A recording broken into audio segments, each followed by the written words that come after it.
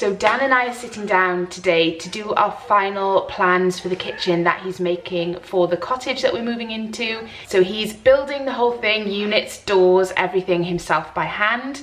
So we need to sit down just to plan out the final layout. I mean, he's had a rough idea in his mind for ages of how it needs to look and how everything needs to fit, but we're just going to sit down just to have a chat about it. So I thought it'd be interesting maybe for you to see how he's planning it all out, what it's going to look like. If you're new here, I uploaded a video last week explaining the background to the cottage we're moving into and renovating, why we're moving in there, what work Dan has done so far and all of that. So if you haven't seen that video, I will link it for you up here, whichever side it is, so you can go and check that out, and I'll leave it in the description box as well. I'd recommend you watch that if you haven't already. And if you're not already subscribed, then there will be loads of videos like this coming up on interiors and the work that Dan's doing in the cottage to renovate it. It is a converted 16th century cottage and a barn, so it's really interesting property, and it's quite amazing the work that he's done pretty much on his own in there. So if you'd like to see that kind of thing and you'd be interested to see videos on interiors and styling and organisation once we move in as well, then do consider subscribing. And also don't forget to look me up on Instagram, because I'll be sharing things over there as well, and my handle is @KateBridgeUK. So in last week's video, I asked for some help with some decisions that I needed to make, and you came through with some really good suggestions and advice, so thank you so much for that. And this week I would like your thoughts on a few things as well, so stick around to the end of the video to see what those things are. So the plan for today is to sit down here, go over the plans that we have so far, have a chat through those, and then head to the cottage and look at the space, how things are currently. He's started building some of the units, so it'll be interesting to see how they look in the room and what sort of space we've got left to work with. So we'll go over there to take a better look and make some decisions about where everything is going to go, and I will take you with me. You can see Boo on the chair behind me, making herself comfortable. So Dan has drawn out a plan, and this is something he drew up. You drew this up ages ago. Yeah, this was the initial plan. Yeah. So you're subject to change and little tweaks and things. So we'll go over to the cottage in a bit, or you might have to move over, I can't see you later. We'll go over to the cottage in a bit and just walk you around the kitchen and show you where everything's going to go and how it's going to sit in the actual building. But I just thought we'd have a quick chat before we head over there about what our thoughts are so far. We've had a bit of a, not a spanner in the works because it's a good thing, but like a, what's the word? Yeah, it was just an idea. Well, a suggestion that, yeah, that the space is big enough that we could potentially, well, we should consider the possibility of an island. I'm never a big fan of islands because they're kind of, whereas I am, I've always wanted to have one. They're kind of like a thing that's something and nothing is going to be in the way. You've always got to walk around an island. But that's because you don't use a kitchen like I use a kitchen. No, so to true. me, I can see the benefits of the extra storage, the extra work, you know, worktop area, prep area. Occasional seating. Workspace, that's what I was trying to say. Yeah, occasional seating, kids doing their homework, all that kind of jazz. I can see the benefits of it, but also, so going back to the original plan, so I will show you as we're talking through it where Dan has proposed everything's going to go. No, the locations are all pretty much the same. The oven's going yeah, between, there's two narrow windows in there. Well, there used to be a garage door going in that was sort of smashed in the back of the barn at some point back in the 80s or 90s. I think that's gone now, and rebuilt it all in stone. But internally it was all blockwork, so we've just done that as it is. And there's two small windows, so the cooker's going between the two small windows, so that's just, the placement of that's never going to change. That is what it is. So just before we head to the cottage, just to show you on the plan, so this is the plan. That's Marnie, this was the original 2-year-old. Hello. Oh, thank you, don't touch the scissors. Mummy, have the scissors, that's sharp. So this is the original plan with the, what would be the table that Dan would make. Thank you, Marnie. And Dan is just made out of purple foam. Yeah, so the table was only going to be about a meter. Thank you. About a metre, but I think it's quite big. So I was thinking it'd probably be about 10 foot by 4 foot. So a big, like farmhouse sort of kitchen in the chunky oak table. Big chunky kitchen table in the middle of the kitchen. You know, get everyone sat around it and it'd be a lovely big thing. But it was suggested that we may have the space really for an island. So if we had an island, that would be about that. So I'm going to show Kate in the cottage now with some big sheets of plywood, sort of the footprint of an island or a table on the floor in the cottage. I'm worried it's going to take up. It's going to eat up too much of the space to have an island and a big enough table for all 6 of us. This doesn't show the whole room though, no, because there is a section there's another section of about. But we are a family of 6, so we need to make sure we've got a big enough space to eat comfortably every day as well. Interesting. Let's go to the cottage and see. So just as a brief history of what Dan has done so far. So this room was the old barn. Yeah. So this was the old barn, and there was like a stable doors there. And little stalls and horses, animals, cars, whatever. There's a little pig pen in this bit. And with the keeping the stone wall and everything, obviously we wanted to keep as much of the stone of the original building as we could. It's original, has been kept original, so that's an original stone wall. That wall on the old barn at some point had fallen down and was rebuilt back in the 90s in block, so that was just treated as new. Yeah. New is treated as new, old is treated as old. So all the rest of the room is all new. Is new, yeah. So this bit is all an added extension, which will be almost like a little mini sitting room area, I suppose. It sits in the footprint of the old there's an old lean-to thing, which probably for pigs or something. Yeah. That had fallen over. Because it was able to, we kept the ceiling a bit vaulted in here, just to give a bit more sense of space. And obviously here, just height where we've got 2 monster steels running through here. Yeah. You wouldn't know they were there.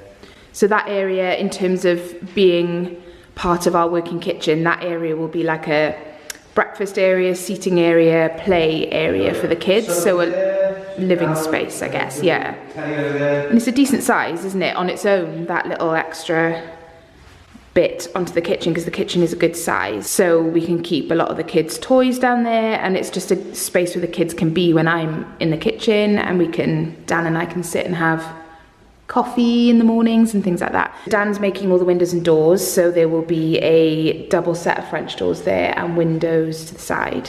So you can see, looking back at the kitchen, that is a really decent sized space as well. Or do you want to say a little bit about the floor? Because that's quite interesting where we got it from, isn't it?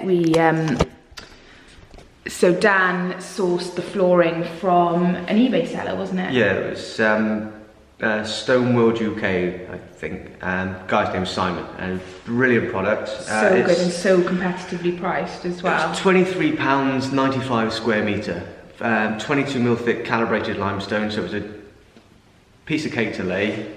And it's got a semi-polished finish, so it looks like it's already old, so it kind of ties in. And I've laid it in a sort of traditional flagstone sort of pattern.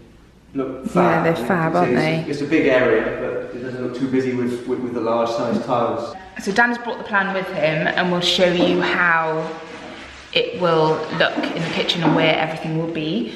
So starting here, so this is the kitchen. I keep calling it the front door, but Dan keeps telling me off. So this is the kitchen door, but it leads to the hallway, which takes you upstairs. So it's it feels like a front door to me. But starting on this wall, so this here. So you come in from the driveways and the garage, you come in through here, and then there'll be a 1100 wide pantry unit. Which is the bit I'm most excited about.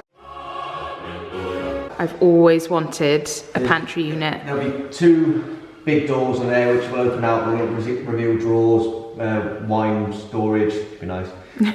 And, we don't keep wine long enough to store it, Dan. And spice, like spice racks and things on the doors. Yeah, so that's going to be my baking cupboard. Just in case you didn't know, he's ignoring that bit. That's going to be my baking cupboard. That's where all my baking stuff's going to go. I would have had these made on Friday, but my mother-in-law's fence fell down, so I had to do that instead. Are you blaming my mum? How rude. No. She's going to watch this, you know. There's an 800 double door unit there, so it's just a carcass at the moment. I'll stain the inside like a light oak colour, just so it's a nice contrast inside. And also, because it's a bit darker, you'll notice if you get any dirty marks on the shelves. That'll be stained and then varnished with a polyurethane varnish. Then there's a big corner unit here, you have a door opening that way. So how are you am I gonna be able to have like a pull-out thing there? I could do one of those weird and wonderful pull-out things, but to be honest, all the stuff that you don't use very often, like the big food processors that don't come out, if ever, you just go straight in the back there. Could put one of those wibbly wobbly things. But I quite like the idea of a wibbly wobbly thing.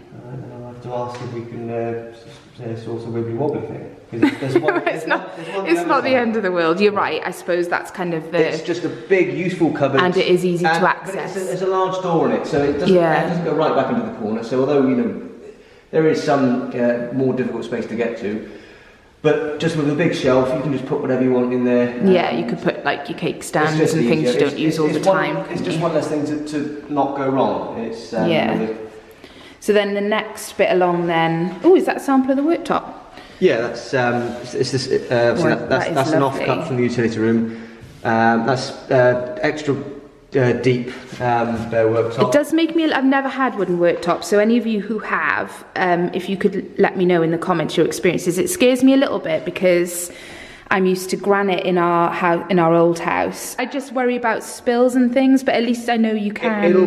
It's all going to be finished with a hard wax oil, which is absorbed into the surface as well. I mean, it does require a bit of maintenance, and you've got to be a little bit more. But you know what you're doing, so. Well, once every 6 months, I'll just give it a bit of a rub down and put another coat of because hard wax oil. It is lovely. I like how it looks. It just the maintenance of it, and so I'll be doing that, so it doesn't matter. Yeah, no, but I worry that I'll do something wrong. No, it's pretty bomb-proof. You can't.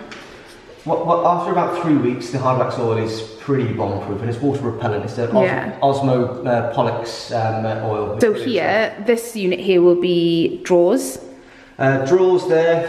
Cooker there. Then more drawers. Then more drawers. And another set of drawers there. So there'll be nice deep pan drawers, so I can put all my. Yeah, you have 2 sets of 3 drawers there. 2 skinny drawers at the top, then 2 deep pan drawers there, and then a corner unit. But where will sink going there? Sorry. And then dishwasher, and then freestanding fridge freezer there. Yeah, which is our tall Smeg fridge from the house we're in now. Left this as bare as possible. Yeah, now this, I'm quite excited about this wall because I've always wanted wooden shelves with nice bits and pieces, functional, but wooden shelves, maybe some wrought iron dangling things, and some old like French copper saucepans. No, not that, but the rest of it. Yeah, but I'm excited to keep that really plain and style it really nicely. Dan never understands. He's all function over form. Yeah, I'm form over function. He's the other way around, but.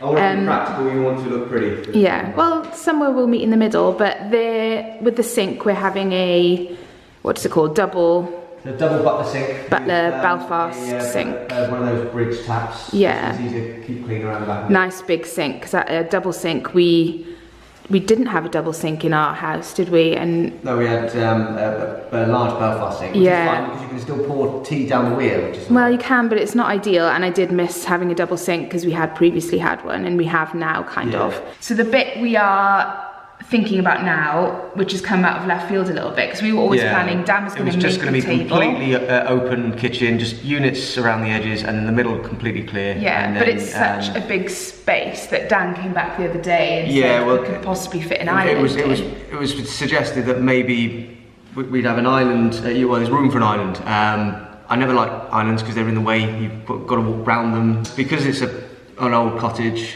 and because of 4 kids, there's a lot of people around the table.